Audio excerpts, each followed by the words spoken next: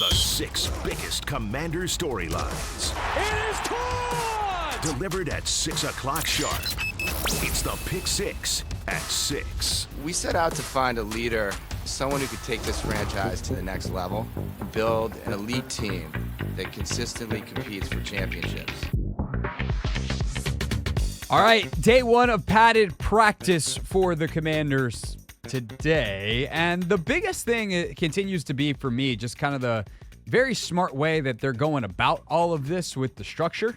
Number 1. So today, practice was shorter than it has been because they were in pads. So they ramped up without pads, took a day, had another reacclimation day, pads, and then tomorrow they'll be in pads again before an off day on Wednesday. They will continue to grind. But I think it's one thing that I just firmly believe about physical training of any kind is freshness is better. Getting quality work is better. Yes, will you increase stamina and stuff over time?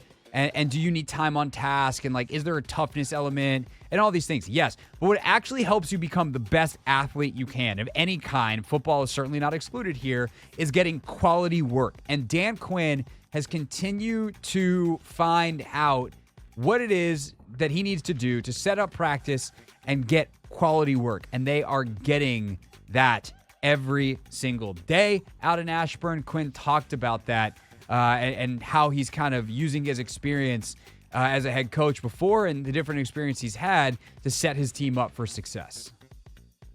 Honestly, I think I study film a little bit better. That is not what I wanted. It's this one that I wanted. It's definitely collaborative, but I think you want to make sure if you work back all the things you want to start at the end, what do you want to get done? You have to start working back. How many practices of this? How many 2 minutes do we need? How many shots at goal line to get the team ready, in September? So you do have to go through the whole process. And as you're learning players and what they can and can't do, you may put in a defense or an offense or a scheme that you think is going to be there. No, that didn't work. And so not all the ones or ideas that you do go. But then there's also some ones that say, okay, let's do more of that. And so that usually happens 10 days from now after we get through about 8 or 9 practices of installing the offense, the defense, and the special teams. Then you can kind of go back and start reviewing it again. So ultimately what you're doing is you are using the first week and change to get the basic fundamentals, the floor underneath you. You see how your players handle that. You see, maybe learn some things about your players. And then you adjust from there, and everything goes from general to specific. And when you get into the season, it becomes even more specific because now all of a sudden you're game planning for an opponent. And so without that, everything is super general. You're not necessarily even started to fully shape-shift your offense, your defense for your own team to maximize their strengths because you don't know them all yet. That is part of why you have to kind of start from this baseline every single year.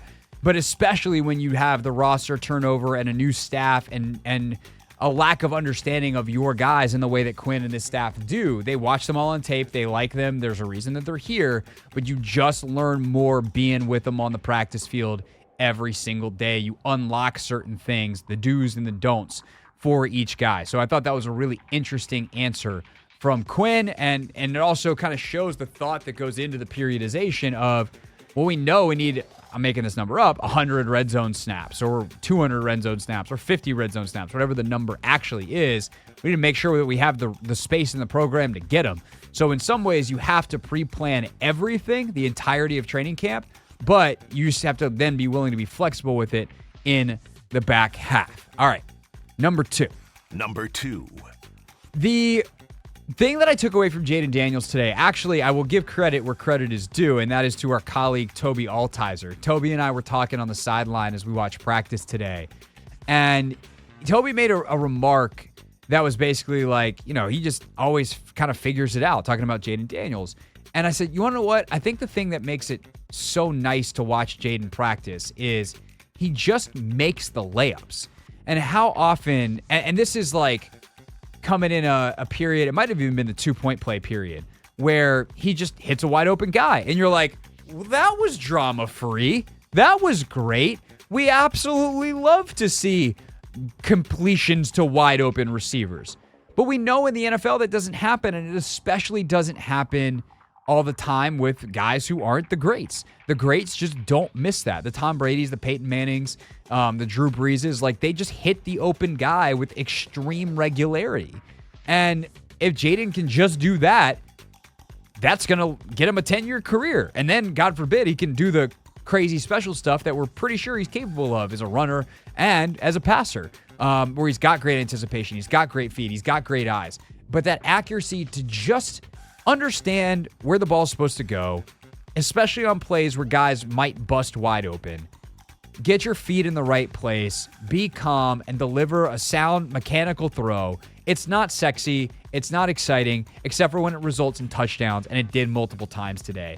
And I think that ability to just hit freaking layups is so refreshing to watch. And Zach Ertz talked about it after practice. Today, the veteran tight end seen quite a bit. So what does he make of his new quarterback? I mean, I think Jayden has done a phenomenal job. I've been impressed with him from the moment he got here.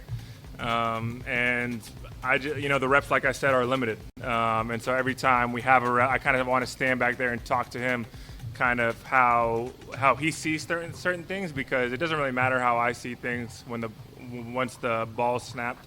I got to play on his timing, and I got to anticipate what he wants me to do. So I can't just go out there and do whatever I want to do every play. So we're really trying to hone in on the details and maximize the reps we have together, because he's not always with the ones, and knowing Marcus is doing a phenomenal job as well. But with Jayden, I really just try and communicate really to all the quarterbacks kind of what I see and if they want me to do anything different versus certain coverages. Because, yeah, the play is called one thing, but there's very minor details that need to be accounted for on every route. I was impressed when Ertz was with us on Take Command and how he talked about that with Daniels and something similar to what he said at the beginning there, which is how I see it doesn't necessarily matter. And that's not to say that he's not going to go to Jayden and be like, hey, I saw this, I think we should do that. Or what do you think about this because I saw it this way? And Jayden might be like, oh, yeah, that's good. You're very good at this. No wonder you've been playing for 12 years. Sometimes Jayden's going to be like, no, I didn't see it that way. Can you do this? And Zach's going to go, yes, every single time. And that's part of what it means to be quarterback friendly. Are you adaptable enough as a player to adjust to someone else? And are you adjustable enough as a receiver to adjust to your quarterback, no matter who that quarterback is? And I think that's part of what has made Ertz special. And even just having that realization and that self-awareness is special. And it's something that Ertz definitely has and has already developed that relationship to have that communication with Jayden Daniels. Speaking of the layups, though, and Daniels hitting them. Number 3. In order to hit layups, you have to generate layups. And it seems like Kliff Kingsbury is very, very good at creating layups. This is kind of Kliff's reputation, right? Is he makes it nice and clean for his quarterback. He gets his guys open. When we talked to Ertz about Kliff on Take Command last week, he said that, I loved playing for Kliff because he just knows how to get his guys open. The ball gets to the right place. Like it is a very player-friendly offense that works time in, time out at college and really was pretty darn good in Arizona until they got beaten like crazy with injuries his final year there. But he has found a way no matter where he is, and now he's just got to focus on offense, and he's got all this experience as opposed to being a head coach. And it seems to have just unlocked an even higher level of Kliff Kingsbury. Some of the stuff that he's doing right now, I know Logan has been really, really impressed with schematically. And just from a pure results standpoint, any of us that are out there can see it. You don't need to have played 10 years in the league like Logan did, or be able to be watching on the cameras and capture the all-22. Like, dudes are wide open with some regularity. That's a good thing. And Kliff is certainly enjoying himself. It's fun to actually watch him coach. And Ertz, who was with Kliff in Arizona, talked about that today when he was asked at the podium about kind of what he's seen with Kliff as an offensive coordinator now versus when he was the head coach back at AZ. Yeah, I don't think I've ever seen Kliff so happy. He seems like he's refreshed. Every time he goes out to the practice field, he's eager. He's excited to work with the quarterbacks every single day. He's putting them through individual every single day. And so I truly believe that maybe that break from everything last year and him able to get this job and work with Jayden and Marcus and Sam and Jeff every day has really almost rejuvenated him. And I think I'm in the same boat. It's been extremely fun to be here. I feel almost like I've gotten younger since I got out here just because how much fun I'm having every day. And so I think Kliff and I are kind of in the same boat in that regard. Just two dudes out there having a good old time. It is fun to watch Kliff operate that way. I do wonder, and I'm sure we'll get the chance to talk to Kliff later in camp. He'll do a podium session. Typically the coordinators do. Like, is he always just going to work with the quarterbacks? Is he going to be that involved day in, day out? Or is he eventually going to bop around a little bit, be with some other position groups? But that's his background. And that's something that I actually really respect about whether it's position coaches becoming coordinators, coordinators becoming head coaches. What I don't want my head coach to do is lose the thing that got him the head coaching job. And so if I have Kevin O'Connell or Kyle Shanahan or Sean McVay, and they're these wizard offensive coordinator types, Mike McDaniel, like, I don't want you to give that up. If you're D'Amico Ryans or Raheem Morris, I don't want you to give up defensive play calling necessarily. It's something I talked about with Quinn. Like, I think Joe Witt Jr. is going to do a great job, but I would have loved to see DQ keep the defensive play calling because he's really special at it, and he's got years and years of experience proving that. And if things go sideways as a play caller, I think, obviously DQ trusts Joe Witt to install, and Joe's doing a tremendous job. But if eventually things go sideways, or who knows, maybe Joe does such an outstanding job that he gets a head coaching gig, and Joe Witt Jr. is not here in 2 years. And would DQ then maybe take over the play calling if the next guy up isn't quite ready to call plays or has a little less experience and maybe just wants to be a coordinator first and not have to worry about it on game day? Learn, take a year. That's all on the table, I think. But I think for Kliff, he is so well known for his quarterback skills and so well respected for what he does with quarterbacks.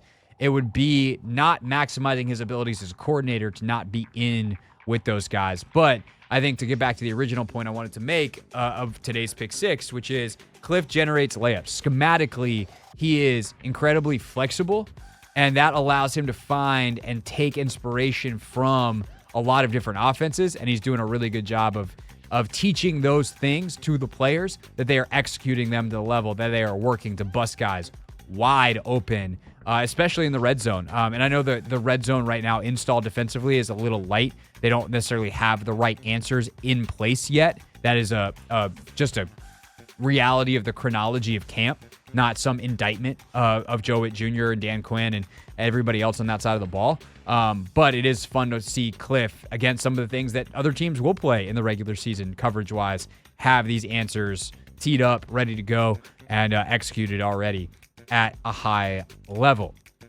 All right, continuing on, our Pick 6 at 6, the Number 6 4. biggest storylines of the day. Just a quick note, no soundbite on this one, but number 4 is we saw today on one play, it's all you needed, why it is, I don't want to call it a problem, but limiting if Cornelius Lucas winds up being the starting left tackle or the starting right tackle here in 2024. There was a swing pass. I don't think it was I guess technically it was a screen. It was kind of like a one-man screen swing situation where Big Luke gets out in space and he's trying to block Jeremy Chin. And Chin's a obviously tremendous pursuer of the football. He's good at shedding blocks, all that kind of stuff. But you just see Cornelius Lucas out in space does not have the athleticism to be a starting left tackle. Lucas is a drop back pass blocker. Ironically, exactly what they needed last year when they had Eric Bieniemy calling a zillion drop back passes every game. But Cornelius Lucas in a straight drop back situation, he's so big, he's so wide, he's got good feet in that particular area, got a good punch. His technique can obviously use a little bit of work. There's a reason he's been a backup. But he's pretty good at that. You get him out in space, you try to pull, you try to run stuff behind him, the screen game. You can't do that stuff behind him. And so it's why the next thing I'm about to talk about becomes so important. Number 5. Today was a mixed day for Brandon Coleman, but he really showed some progress and showed some ability at left tackle. And he played some right tackle as well. We saw some of that. But he showed an ability to, hold a line, to be quick. I think you also get to see some more of his power. One of the things about being in pads is there's a bigger surface area for both players in an engagement, if you will, a hand fight, a battle. There's more surface area to strike and grab. And so you can control, as an offensive lineman, more of what the D lineman wants to do. And also, because there's more surface area and you're just a bigger human, if you have some of these quicker pass rushers, a guy like Daron Payne and John Allen can actually take advantage of this in a great way because they're so slithery and they're so quick. And so without pads, they can just squeeze through these tight little spaces, dip a shoulder down and get through. You can't do that in football pads. Not when the gaps are smaller, because shoulder pad, if the O-line is shoulder to shoulder, there's less space because now there's 2 extra inches of pads there and you become 2 inches bigger. And so I think what you see is the balance and some of the traits that really are fantastic about Brandon Coleman start to shine a little bit more with pads on, and some of the feel stuff too. This is a guy that did play over 1,000 snaps at tackle in college, and you're starting to see some of that. As for what Dan Quinn has seen from Brandon Coleman so far, here's the head coach before practice today.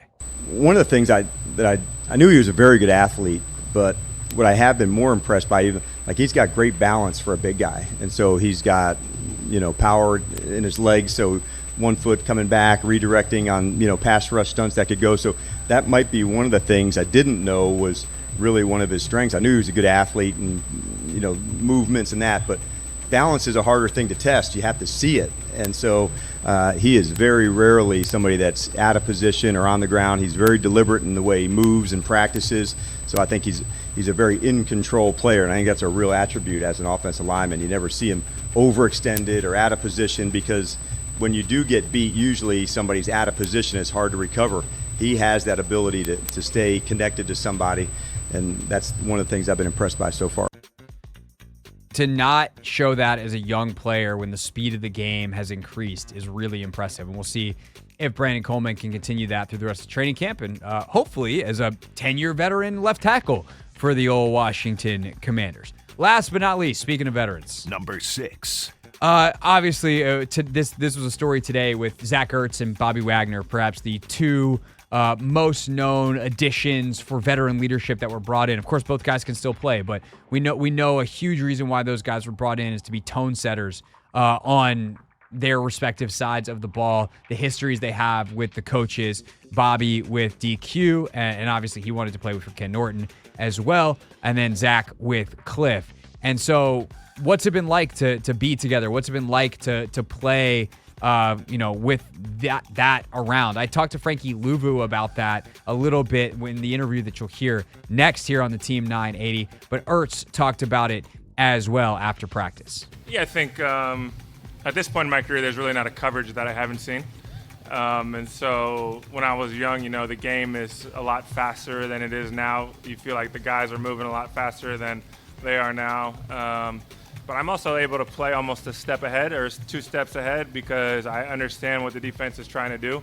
So if they're playing a certain coverage, I want to attack where they're vulnerable. And maybe when I was younger, it took me a few steps into the route to really see what they were going to do on a certain play. But now I can pretty much understand what they're trying to do pre-snap.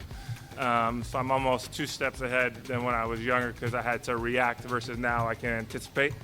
And obviously the red zone is some red zone third down, game on the line are situations that I've always wanted to excel in.